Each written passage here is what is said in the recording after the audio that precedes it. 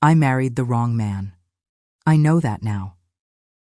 But on that day, standing in front of everyone I loved, wearing a dress that cost more than my car, I thought I was marrying my future. I thought Rafael Santos was the one. The man who would hold my hand through everything. The man who would build a life with me. I was so wrong. My name doesn't matter much to this story.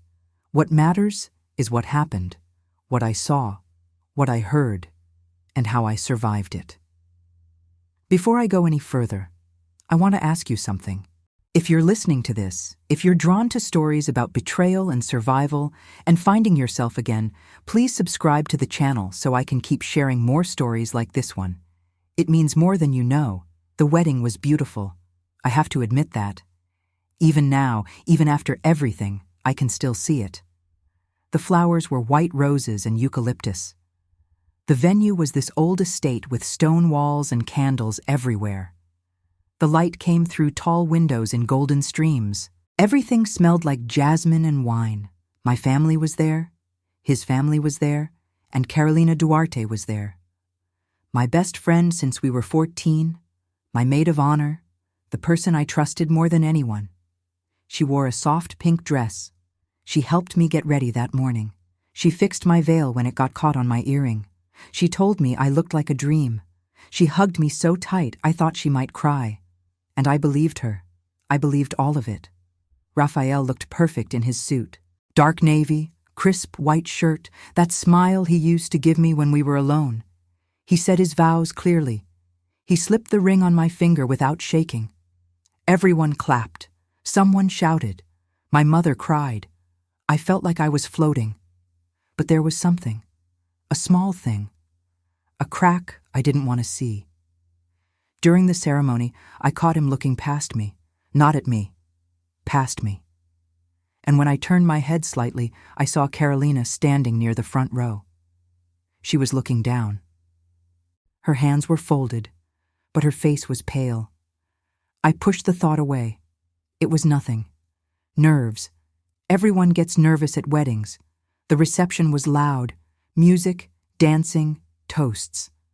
My father gave a speech about love and commitment. Rafael's brother made jokes. People ate and drank and laughed. It should have been the happiest night of my life. But Rafael barely touched me. He danced with me once. Just once. And even then, his body felt stiff. His hand on my waist was cold. He smiled for the photos, but when the camera turned away, the smile dropped. I asked him if he was okay. He said he was tired. He said it had been a long day. He kissed my forehead and walked away to talk to his uncle. I stood there in my wedding dress, alone in a room full of people. Carolina came over. She asked if I was all right. I said yes, even though I wasn't. She offered me champagne. We clinked glasses. She said something about how marriage was a big step and how it was normal to feel overwhelmed. I thought she was being kind. I thought she cared. I remember looking at her that night and thinking how lucky I was to have her in my life. We had been through so much together. Breakups, family problems, college stress, job hunting. She had always been there. Always. When I told her Rafael had proposed, she screamed. She jumped up and down. She cried happy tears. She helped me pick out my dress. She threw me a bridal shower. She made a speech at the rehearsal dinner about how we were soulmates. And I believed every word. I didn't know that while I was picking out centerpieces and tasting cakes, she was sleeping with my fiancé.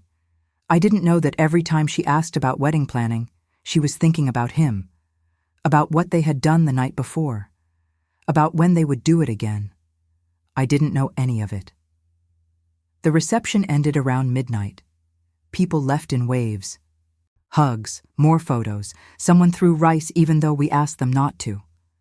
Rafael and I were supposed to go to the honeymoon suite, a private room in the estate with a fireplace and a big bed covered in white sheets. I was nervous, excited, scared in the way you're supposed to be scared on your wedding night. We walked upstairs together. He didn't hold my hand. The hallway was quiet. Our footsteps echoed on the old wooden floors. I could hear music still playing faintly downstairs. Someone laughed. A door closed somewhere.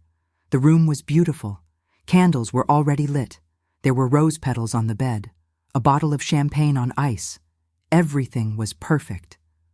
I turned to him. I smiled. I reached for his hand. He pulled away. "I need a minute," he said. His voice was flat, empty. "A minute for what?" I asked. "Just a minute." He walked to the bathroom and closed the door. I heard water running. I stood there in my dress, feeling stupid, feeling small. The room suddenly felt too big, too empty. The candles that had seemed romantic now felt like they were mocking me. I sat on the edge of the bed. The dress was heavy. The veil was still pinned in my hair. My feet hurt from the heels I had been wearing for 12 hours. I waited. When he came out, he didn't look at me. He went to the couch near the window and sat down. He took off his jacket. He loosened his tie. He stared at the floor. "Raphael, what's wrong?" "Nothing." "You're acting strange." "I'm just tired." "It's our wedding night." He finally looked at me, and there was nothing in his eyes, no warmth, no love, nothing. "I know," he said. "I just need to sleep." I felt my chest tighten. My throat closed up. I wanted to scream. I wanted to cry. But I didn't. I just stood there. "Okay," I whispered. He lay down on the couch. He turned his back to me. He didn't say goodnight. He didn't say anything. I sat on the edge of the bed in my wedding dress and stared at the wall. I didn't understand. I didn't know what I had done wrong. I replayed the entire day in my mind, looking for something, anything that would explain why my husband wouldn't even touch me. Had I said something wrong? Had I embarrassed him? Had I done something during the reception that upset him? I thought maybe he was sick. Maybe he was overwhelmed. Maybe it was just nerves. I didn't know the truth yet. I didn't know that while I was sitting there feeling confused and hurt, he was thinking about her, about Carolina, about how he wished he was with her instead of me. I eventually changed out of my dress. I hung it carefully in the closet. My hands were shaking. I had imagined this moment so differently. I had imagined him unzipping it slowly, kissing my shoulders, telling me I was beautiful. Instead, I was alone. I put on a nightgown and got into bed. The sheets were cold. I lay there in the dark, listening to him breathe on the couch. I waited for him to come to me, to change his mind, to say something. He didn't. I stared at the ceiling. The candles had burned down to almost nothing. The room was dark except for the moonlight coming through the window. I could see the outline of his body on the couch. He wasn't moving. He was just lying there. I don't know when I fell asleep, but it wasn't for long. I woke up to a sound. At first, I thought I was dreaming. It was faint, muffled, coming from somewhere outside the room.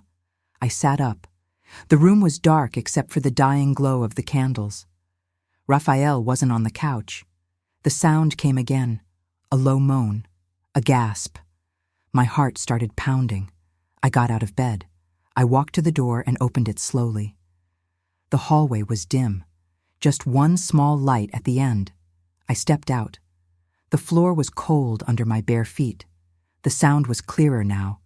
It was coming from down the hall. From another room.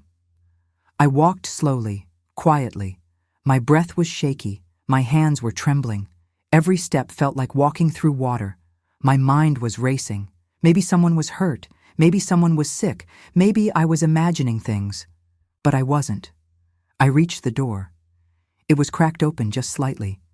Just enough. And I heard her. Carolina. I froze, her voice, her breath. I knew it. I had known it for years. I had heard her laugh, cry, whisper secrets in the dark when we were teenagers. I had heard her sing badly in my car. I had heard her voice break when her father died. I had heard her voice shake when she got her dream job. I knew that voice better than my own. And now, I was hearing her moan my husband's name. I should have walked away. I should have slammed the door open. I should have screamed. But I didn't. I just stood there. My legs wouldn't move. My mind couldn't process it. I heard his voice too. Raphael, low and rough, saying things I had never heard him say to me. I pressed my hand to my mouth to keep from making a sound. Tears ran down my face. My whole body shook. The world tilted. Everything I thought I knew shattered in that moment. My best friend, my husband, on my wedding night. I don't know how long I stood there. It felt like hours. It was probably only a minute. Finally, I stepped back. I turned. I walked back to the room. I closed the door. I sat on the bed. I stared at the wall. I didn't cry anymore. I just sat there, numb. My mind was blank, empty. I couldn't think. I couldn't feel. I just existed in that moment of complete devastation. He came back maybe 20 minutes later. He opened the door quietly. He didn't turn on the light. He walked to the couch and lay down like nothing had happened, like he hadn't just destroyed everything. I wanted to kill him. I wanted to scream and throw things and make him feel even a fraction of what I was feeling. But I didn't. I just lay there, silent, broken. I didn't sleep the rest of the night. I watched the sky slowly turn from black to gray to pale blue. I watched the sun rise. I listened to birds starting to sing. I heard footsteps in the hallway as other guests began to wake up. And I lay there, still, silent, planning. When the sun came up, I got dressed. I put on jeans and a sweater. I pulled my hair into a ponytail. I looked at myself in the mirror. My eyes were red and swollen. My face was pale. I looked like a ghost, but I felt something new, something cold and hard settling in my chest. Clarity. Raphael woke up when I was tying my shoes. "Where are you going?" he asked. I didn't answer. "Hey, I'm talking to you." I stood up. I looked at him, and I said it. "I heard you last night." His face went white. "What are you talking about?" "I heard you, with Carolina." He opened his mouth, closed it, opened it again. "You're crazy," he said. "Don't. You're imagining things." I heard her voice, Raphael. I know her voice. I know your voice. Don't lie to me. He stood up. He took a step toward me. I stepped back. "It's not what you think," he said. "Then what is it?" He ran his hand through his hair. He looked at the floor. He looked at the ceiling. Anywhere but at me. "I don't know," he finally said. "You don't know?" I was confused. Confused? I didn't mean for it to happen. I laughed. It was a bitter, ugly sound that didn't sound like it came from me. "You didn't mean for it to happen on our wedding night? Or you didn't mean for me to find out?" He didn't answer. "How long?" I asked. "What? How long have you been sleeping with her?" He closed his eyes. He sighed like I was the one being difficult, like I was the one causing problems. "A few months," he whispered. I felt like the floor had disappeared beneath me. A few months. We had been engaged for 8 months, which meant he had been cheating on me for most of our engagement. While I was planning our wedding, while I was picking out flowers and sending invitations and dreaming about our future, he was sleeping with my best friend. A few months? It just happened. Nothing just happens, Raphael. You made a choice, over and over again. You chose her. On our wedding night, you chose her. I didn't know what to do, he said. I didn't know how to stop it. You could have not married me. He looked at me then, really looked at me, and I saw it. Guilt, shame, but also something else. Relief. Like he was glad I finally knew. Like he didn't have to pretend anymore. Like this was what he had been waiting for all along. If this story is affecting you in some way, please subscribe to the channel and turn on notifications. Now let me tell you what really happened next. I grabbed my bag. I walked to the door. "Where are you going?" he asked again. "Away from you." We need to talk about this. There's nothing to talk about. You can't just leave. I turned to look at him one last time. Watch me. I left the room. I walked down the hallway. I went downstairs. His family was in the kitchen. His mother was making coffee. His brother was eating toast. They looked up when I came in. "Good morning," his mother said with a smile. "Did you sleep well?" Her smile was so genuine, so kind. She had no idea what her son had done, what kind of person he really was. I didn't answer. I couldn't. If I opened my mouth, I would scream. I would break down. I would tell her everything and watch her world crumble the way mine had. But not yet. I walked straight to the front door. Carolina was sitting on the porch. She was still in her pajamas. She had a cup of tea in her hands. She looked up when she saw me, and I knew. I knew from the look on her face that she knew I knew. Her eyes went wide. The cup shook in her hands. Her face went pale. "Don't," she said. I stopped in front of her. "Don't what? Don't make this worse." "Make this worse? You slept with my husband on my wedding night and you're telling me not to make this worse?" She stood up. The tea spilled. It splashed on her pajamas and on the porch. She didn't care. "I'm sorry," she said. "I'm so sorry." "You're sorry? I didn't mean for this to happen." "You didn't mean for what to happen? For me to find out? Or for you to destroy my life?" She started crying. Big, ugly sobs. She covered her face with her hands. "I love him," she said. I felt like I had been punched. "You love him?" I didn't want to. I tried not to, but I do. I stared at her. This person I had trusted. This person I had told everything to. This person who had been in my life for over a decade. She had held me when my grandmother died. She had celebrated with me when I got my first job. She had been there for every major moment of my life, and she had been sleeping with my fiancé the entire time. "When did it start?" I asked. She looked up at me, tears streaming down her face. "At your engagement party." My engagement party. The night Raphael proposed. The night I thought was the beginning of my happily ever after. "That's when it started?" She nodded. "We were drunk. We were talking. He was telling me about how scared he was, about commitment, about the future. And I was comforting him. And then we kissed. And then we couldn't stop." "You couldn't stop?" "I tried. I swear I tried. I told him we couldn't do this, that it was wrong. But every time I saw him, it happened again." "So, you just kept doing it?" "I didn't know how to tell you."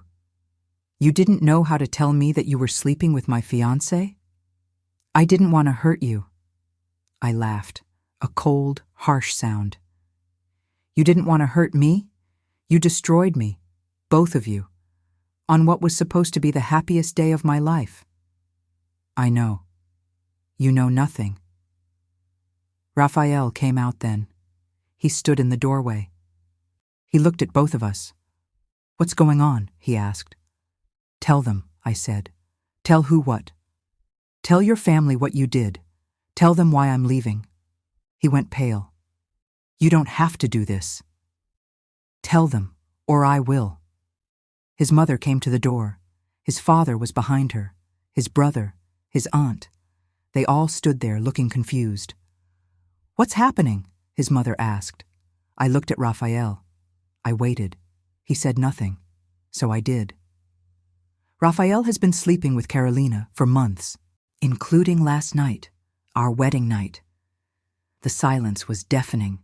His mother's face crumbled, his father's jaw clenched. His brother took a step back like he had been pushed. "Is this true?" his mother asked. Raphael looked at the ground. "Answer me," she said. "Yes," he whispered. She slapped him, hard. The sound echoed across the porch. "How could you?" she said. "How could you do this to her? On your wedding night?" "I don't know." "You don't know?" She turned to me, tears in her eyes. "I'm so sorry," she said. "I'm so sorry. "It's not your fault," I said. "He's my son. I raised him better than this." "I know." She hugged me. I stood there stiffly. I couldn't cry anymore. I was empty. "What are you going to do?" she asked. "I'm going to annul the marriage. I'm going to move on. I'm going to forget this ever happened." I pulled away from her. I looked at Raphael one last time. "I hope she was worth it," I said. Then I looked at Carolina. "And I hope you're happy together. You deserve each other." I walked to my car. I got in. I drove away. I didn't look back. I called a lawyer that same day. I started the annulment process. Raphael tried to call me. Carolina tried to call me. I blocked them both. His family reached out. Well, his mother did. She apologized again. She said she was ashamed of her son. She said she understood if I never wanted to speak to any of them again. I told her I appreciated her kindness, but I couldn't have her in my life. It hurt too much. She understood. My family supported me. My mother cried. My father wanted to drive to Raphael's house and break his jaw. My brother offered to do it for him. I told them no. I told them it wasn't worth it. My mother kept asking me if I was okay. I kept saying yes, but I wasn't. I was broken, shattered. I didn't know who I was anymore. Everything I had believed about my life was a lie. My relationship, my friendship, my future, all of it, gone. I filed the paperwork. I moved out of the apartment Raphael and I had been sharing. I stayed with my parents for a few weeks while I figured things out. I cried. A lot. I cried in the shower. I cried in my car. I cried in the middle of the night when I couldn't sleep. I cried until I had no tears left. But I also got angry. I got so angry that I couldn't see straight. I was angry at Raphael for lying to me. I was angry at Carolina for betraying me. I was angry at myself for not seeing it sooner, because there had been signs. I just hadn't wanted to see them. Like the time I found a long, dark hair in Raphael's car. Carolina had dark hair. I had blonde hair. He said it must have been from a coworker he gave a ride to, or the time his phone kept buzzing during dinner, and he got up to take the call in private. He said it was work. It was 10 at night. Or the time Carolina canceled plans with me at the last minute, and Raphael said he had to work late. The same night. I had ignored all of it. I had trusted them. I had believed their lies. I had been so stupid, so blind. But I was done being stupid. I started focusing on myself. I went back to work. I threw myself into my job. I stayed late. I took on extra projects. I needed the distraction. I worked in marketing for a small startup. The pay wasn't great, but the people were kind. They knew what had happened. They didn't ask questions. They just let me work. My boss pulled me aside one day. She asked if I was doing okay. I said yes. She didn't believe me. "Take some time off," she said. "I don't need time off. I need to work." "You need to heal." "I'll heal when I'm ready." She sighed. "Okay, but if you need anything, I'm here." I nodded. I went back to my desk. I buried myself in spreadsheets and campaign strategies and anything that would keep my mind occupied. But at night, when I was alone in my childhood bedroom at my parents' house, the thoughts came back. The images, the sounds, his voice, her voice. I couldn't escape it. I also started going to therapy. I needed someone to talk to who wasn't emotionally involved. Someone who could help me make sense of what had happened. My therapist was a woman in her 50s named Dr. Martinez. She had kind eyes and a calm voice. She didn't judge me. She didn't tell me what to feel. She just listened. And slowly, I started to talk. Really talk. I told her about the wedding, about the betrayal, about the anger and sadness and confusion. I told her about how I felt like I couldn't trust anyone anymore. How I felt like something was fundamentally wrong with me. Like I wasn't enough. She listened, and then she said something that changed everything. This wasn't about you. This was about them, about their choices, about their failures. You didn't cause this. But if I had been better... No, There is no if I had been better. They made a choice. They chose to betray you. That's on them, not you. I cried in her office that day, not sad tears, relieved tears, because I had been carrying so much guilt, so much shame, thinking that somehow I had caused this, that I had driven Raphael into Carolina's arms. But I hadn't. They had made that choice, over and over again. And I had done nothing wrong. It took me a long time to really believe that. But eventually, I did. I started focusing on what I wanted, what made me happy, what I needed to feel whole again. I found an apartment, a small one-bedroom in a neighborhood I had always loved. It had big windows and hardwood floors and a tiny balcony where I could sit and drink coffee in the morning. I moved in with just the basics: a bed, a table, a couch I found at a thrift store. I didn't have much money. The annulment had been expensive, but I didn't care. It was mine. I started painting. I had always loved art, but never had time for it. I bought canvases and brushes and spent hours in my apartment creating things that made no sense to anyone but me. I painted abstract pieces in dark blues and grays and blacks. I painted my feelings, my pain, my anger, my slow journey toward healing. I reconnected with old friends I had lost touch with, friends I had drifted away from because I had been so focused on Raphael and planning the wedding. They welcomed me back without question. We went to dinners and movies and concerts. We talked and laughed and remembered what it felt like to just be young and free. I started running. I hated it at first, but it gave me something to do with all the rage and sadness I still carried. I ran until my legs ached, until my lungs burned, until I felt like I could breathe again. I ran early in the morning before work, through the quiet streets of my neighborhood, past the park, along the river. I ran and ran and ran, and slowly I started to feel better. Not fixed, not healed, but better. I started to remember who I was before Raphael, before the wedding, before the betrayal. I remembered that I was strong, that I was capable, that I was enough. And then, almost a year after my wedding, I met someone. His name was Miguel Alves. He was a regular at the coffee shop I had started going to every morning. He always ordered the same thing: black coffee, no sugar. He was tall with dark hair and kind eyes. He always said please and thank you to the barista. He always left a tip. We started talking one day. I don't even remember how it started. Just small talk, the weather, the traffic, nothing deep. But he had this way of listening, really listening, like what I was saying actually mattered to him. We started meeting for coffee more often, then lunch, then dinner. We talked about everything: books, music, our childhoods, our dreams. He told me about his job. He was a teacher, high school history. He loved it. He talked about his students with so much passion and care. I told him about my job, about marketing, about how I was trying to build something for myself. He listened. He asked questions.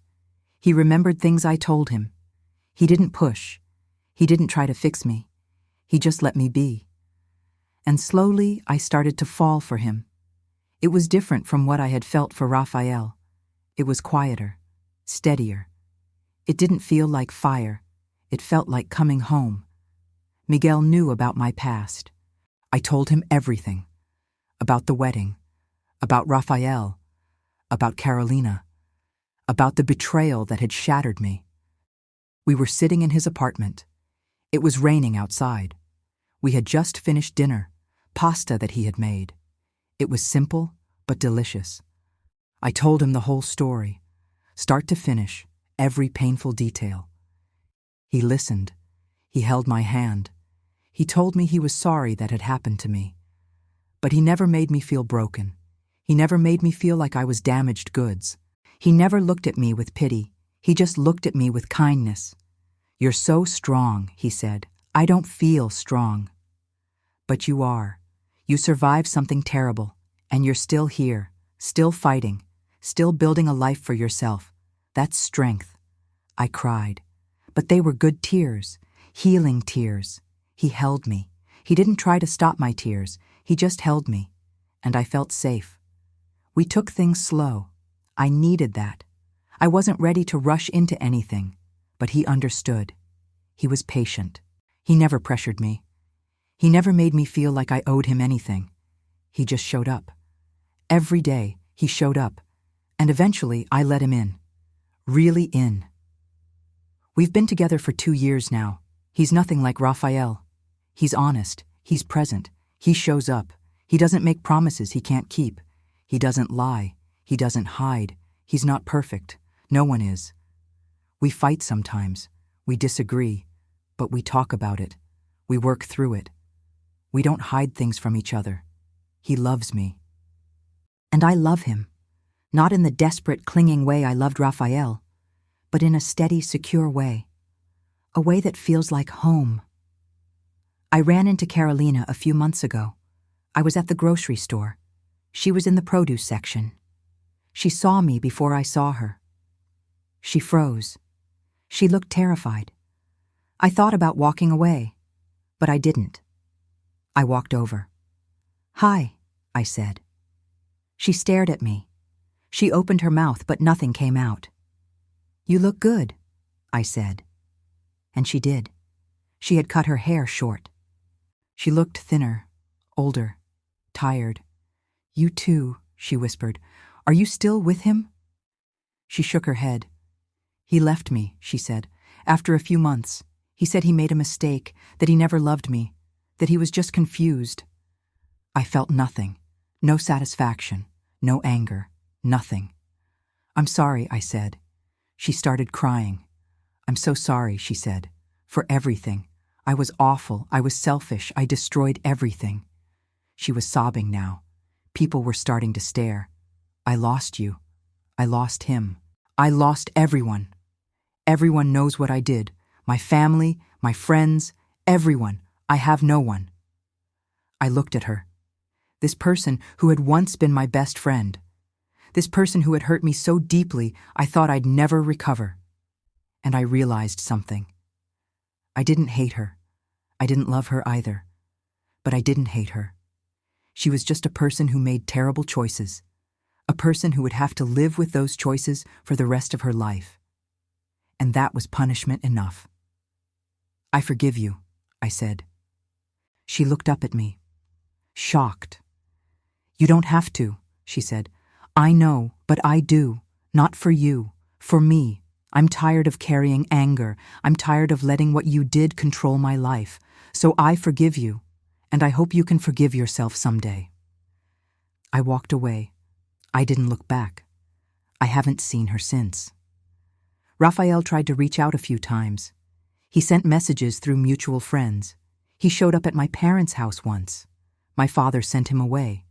He tried to call from different numbers. He emailed me. He even showed up at my office once. I had him escorted out by security. I never responded. I had nothing to say to him. He's married now, to someone else, someone he met a year after our annulment. I heard they had a baby. I hope he's different with her. I hope he learned something. But honestly, I don't care. He's not my problem anymore. I think about that night sometimes. The wedding, the betrayal, the pain. But it doesn't hurt the way it used to. It's just a story now. Something that happened to a version of me that doesn't exist anymore. I'm stronger now. I know what I deserve. I know what real love looks like. Real love doesn't hide. It doesn't betray. It doesn't make you feel small. Real love shows up. It stays. It fights for you. And I found that. Not with Raphael, but with Miguel. And more importantly, with myself. I started my own business a year ago. A small design company. I create branding for local businesses. Logos, websites, marketing materials. It's not huge.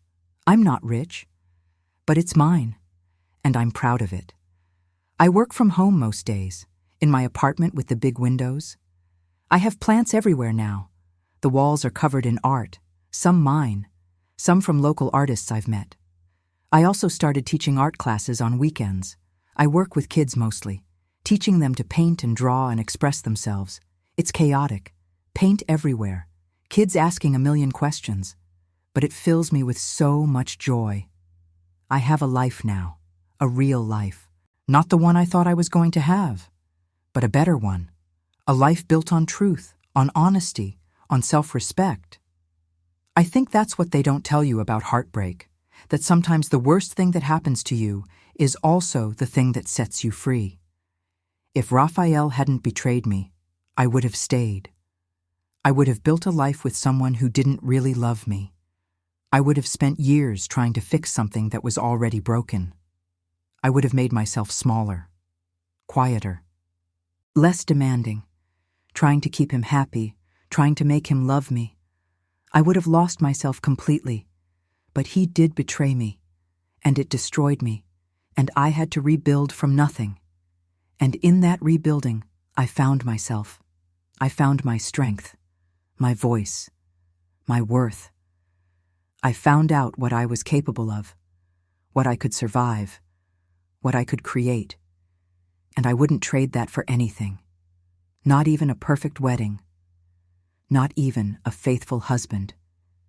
Because I have something better now. I have me, and that's enough. My wedding night was the worst night of my life, but it was also the beginning of the best version of myself. And if I could go back, I wouldn't change a thing, because that pain led me here, to this life, to this love, to this version of me who knows her worth and won't settle for anything less. So thank you, Raphael, for showing me exactly who you were, for teaching me what I don't want, for pushing me towards something better.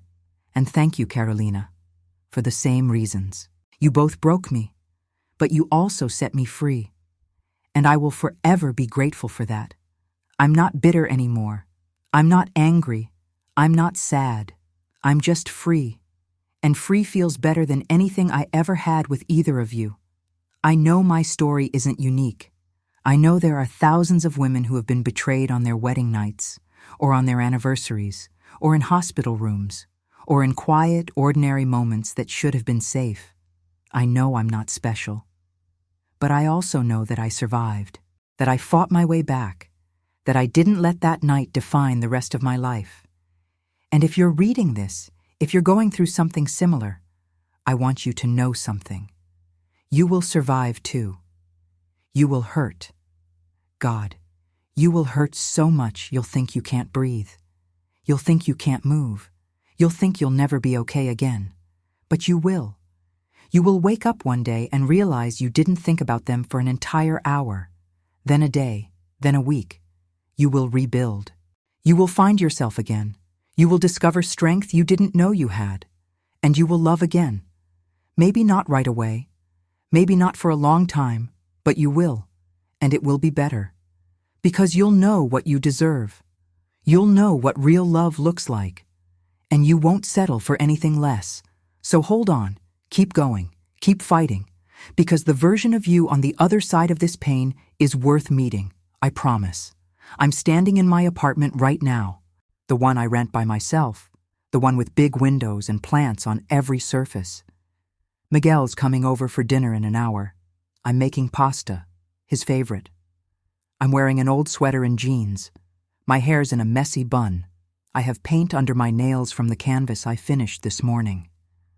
And I'm happy, really, truly happy. Not the kind of happiness that depends on someone else. Not the kind that can be taken away. The kind that comes from within. The kind that's mine. My phone buzzes. It's Miguel. He's asking if he should bring wine. I smile. I text back. Yes, red. I look around my apartment, at the life I've built, at the person I've become. And I feel proud. I never thought I'd get here. On that wedding night, lying in that bed alone, listening to my husband betray me with my best friend, I thought my life was over. I thought I would never trust anyone again, never love anyone again, never be happy again. But I was wrong, because here I am, 2 years later, building a business, teaching art, in love with a man who treats me with respect and kindness. Living a life I actually chose, not a life that was chosen for me. I think about the woman I was on that wedding day, so naive, so trusting, so desperate to be loved that I ignored every red flag. I don't recognize her anymore, but I'm grateful to her, because she survived. She picked herself up. She did the hard work of healing. She became me. The doorbell rings. Miguel's here, early as always. I open the door. He's standing there with a bottle of wine and that smile that makes my heart warm. "Hi," he says. "Hi." He kisses me, soft and sweet, like he has 1,000,000 times before, like he will 1,000,000 times more. We go inside. He helps me cook. We talk about our days. He tells me about a student who finally understood a difficult concept. I tell him about a new client I signed. We eat dinner, we drink wine, we laugh, and it's so simple, so ordinary, so perfect. This is what love is supposed to feel like: easy, safe, real. After dinner, we sit on the couch. He puts his arm around me. I rest my head on his shoulder. "I love you," he says. "I love you too." And I mean it, with every part of me. Later, after he leaves, I clean up the kitchen. I wash the dishes. I wipe down the counters. I blow out the candles we lit during dinner. I get ready for bed. I brush my teeth. I wash my face. I put on pajamas. I climb into bed. My bed, in my apartment, in my life. And I think about how far I've come. From that broken girl on her wedding night to this woman who knows her worth. It wasn't easy. It wasn't fast. But it was worth it. Every tear, every sleepless night, every moment of doubt, it was all worth it. Because I found myself, the real me, not the version of me that was trying to please Raphael, or trying to be the perfect wife, or trying to fit into someone else's idea of who I should be. Just me. And I like who I am now. I close my eyes. I think about tomorrow, about the client meeting I have in the morning, about the art class I'm teaching in the afternoon, about dinner with Miguel tomorrow night. I think about my life, this beautiful, messy, imperfect life that I built from scratch. And I smile, because I'm not just surviving anymore. I'm living, really living. And that's the ending I want you to know. Not the betrayal, not the pain, not the wedding night that almost destroyed me, but this quiet, ordinary, beautiful moment, this life I built from the ashes. This is the ending, and it's a good one, the best one, because it's mine. I learned something important through all of this, something I wish I had known before, something I hope you know now. You can't make someone love you.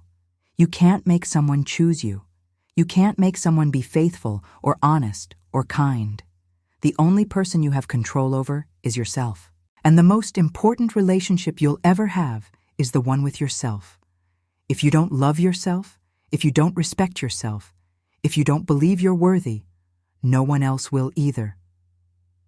I spent so long trying to be enough for Raphael, trying to be prettier, skinnier, funnier, more interesting, more whatever he wanted. But it was never about me. It was always about him, about his choices, about his character, about who he was as a person, and who he wasn't good enough for me. I wish I had known that sooner. I wish I had walked away the first time I felt that something was wrong, the first time I felt small or ignored or less than. But I didn't. I stayed. I made excuses. I convinced myself it was normal, that all relationships had rough patches, that love was supposed to be hard. But it's not. Love isn't supposed to hurt. It's not supposed to make you feel bad about yourself. It's not supposed to make you question your worth. Real love lifts you up. It makes you feel safe. It makes you feel seen. And anything less than that isn't love at all. I know that now. And I won't settle for anything less ever again. Neither should you. I also learned that betrayal says everything about the person who betrayed you and nothing about you. Raphael didn't cheat because I wasn't good enough. He cheated because he wasn't good enough. Carolina didn't betray me because I was a bad friend. She betrayed me because she was a bad friend. Their choices were about them, not me. And once I understood that, really understood it, I was able to let go of the guilt and shame I had been carrying. Because I had done nothing wrong. I had loved fully. I had trusted completely. I had given everything I had. And that's not something to be ashamed of. That's something to be proud of. I still believe in love. I still believe in trust. I still believe in marriage.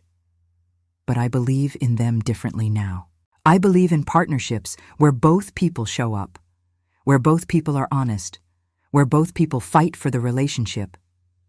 I believe in love that's built on respect and communication and shared values.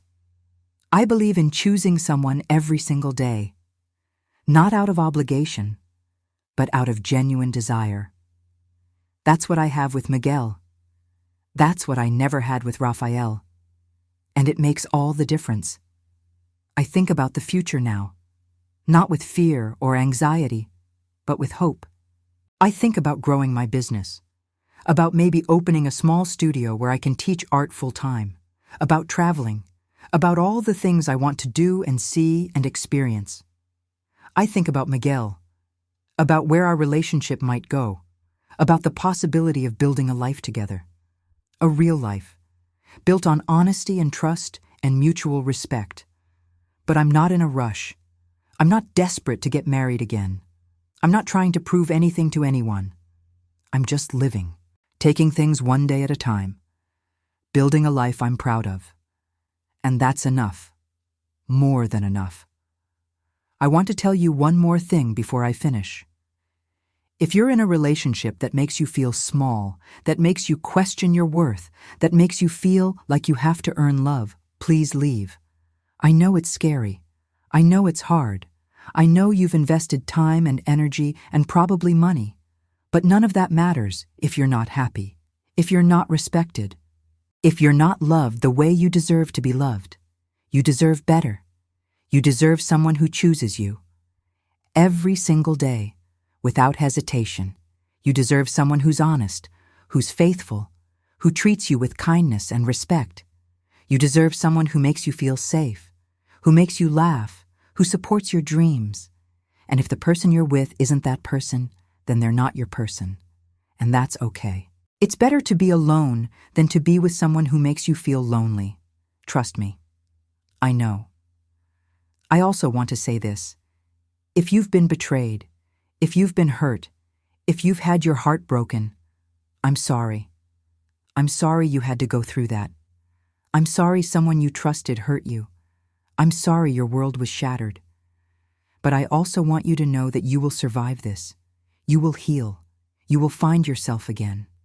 It won't be easy. It won't be fast. But it will happen.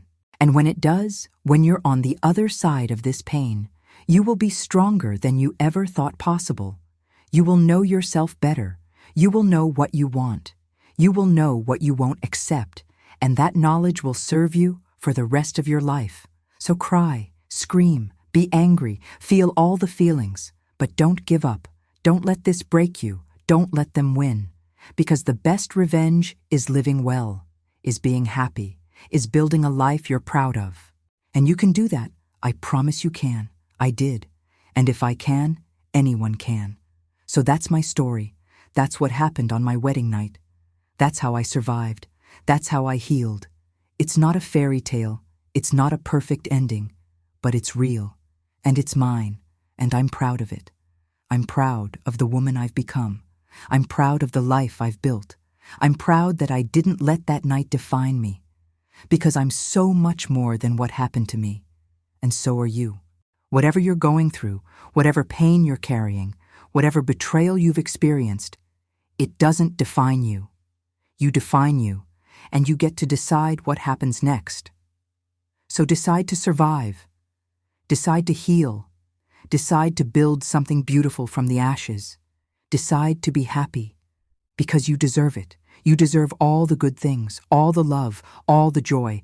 Don't let anyone tell you otherwise. Not Rafael, not Carolina, not anyone. You are enough, just as you are, right now. In this moment, you are enough. And that's the truth I wish I had known on my wedding night. But I know it now, and I hope you know it too. Thank you for listening to my story. If it touched you in any way, please let me know in the comments. Consider subscribing to the channel and clicking the bell to receive the next stories I want to share with you.